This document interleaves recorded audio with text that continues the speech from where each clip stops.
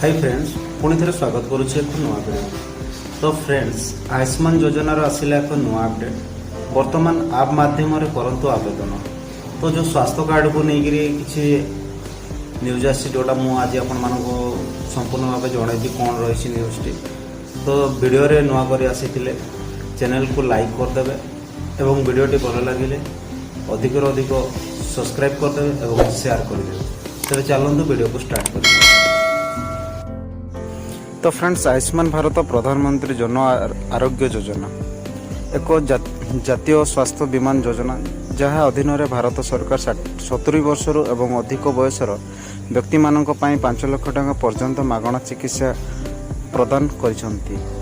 तेबे स्वास्थ्य सेवा उपलब्ध उन्नति करने दिगरे एक बड़ पदक्षेप नहीं सरकार आयुष्मान ऐप माध्यम आयुष्मान बय बंधन कार्ड प्रदान करने आप माध्यम आपण किपरि लाभ पाई परिबे ता मु आसंतु आपण मानकु जणाई दउची।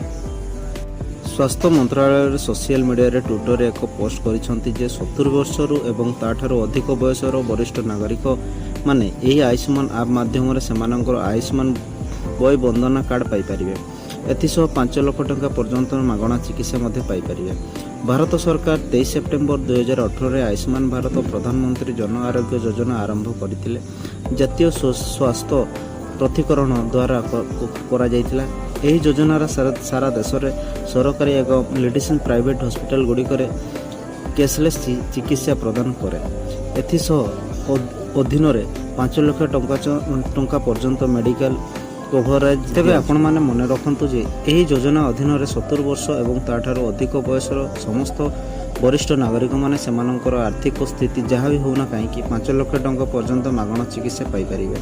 एही योजना रे वरिष्ठ नागरिक अर्थात 70 प्लस लोकों अनेक सुविधा जनक प्रदान करा जाए। सरकार एवं 70 वर्षर एवं ताठारो अधिक बयसर वरिष्ठ नागरिक माने पई एही स्वतंत्र व्यवस्था प्रचयन करछंती जो माने एही आयुष्मान ऐप किंबा वेबसाइट माध्यम से आयुष्मान बय बंधन कार्ड पाई परिबे एवं यह सहित आपण वार्षिक 5 लाख टंका पर्यंत मागणा चिकित्सा मध्य करि। वर्तमान जानतु जे आयुष्मान बय बंधन कार्ड पाए किपरि आवेदन करिवे। प्रथम आयुष्मान ऐप को डाउनलोड करंतु अपडेट भावे लिंक रे क्लिक करंतु कैप्सूल मोबाइल नंबर एंटर करंतु एवं प्रमाण दियंतु।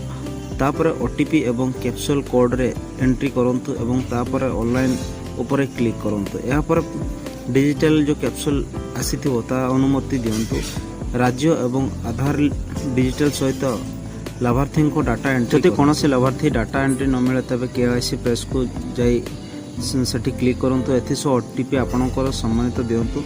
लाभार्थी को मोबाइल नंबर एवं ओटीपी एंट्री करंतु। वर्तमान कैटेगरी एवं पिन कोड सहित डाटा एंट्री करंतु। परिवार सदस्य डिटेल्स ऐड करंतु एवं सबमिट करबा पई अनुमति। योजनार लाभ पाइबा पई केवल एकमात्र योग्य आवश्यकता होइथाय ताहा हेउछि व्यक्तिगत बयस जोड़ा 70 किंबा ताठारो अधिक होइथबा दरकार जहाँ तांको आधार कार्ड रे रेकॉर्ड होइथबा बयस द्वारा निर्णय करा जाय।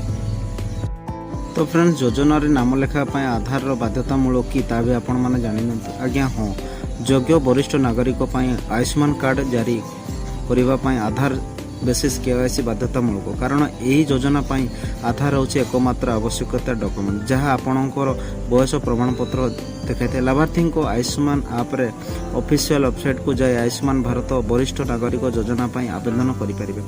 तो फ्रेंड्स आपण माने जानि पले आयुष्मान योजना रे कोन सब अपडेट आछि। तो फ्रेंड्स एही भले सब न्यूज़ जानिबा पई चैनल को लाइक कर देबे।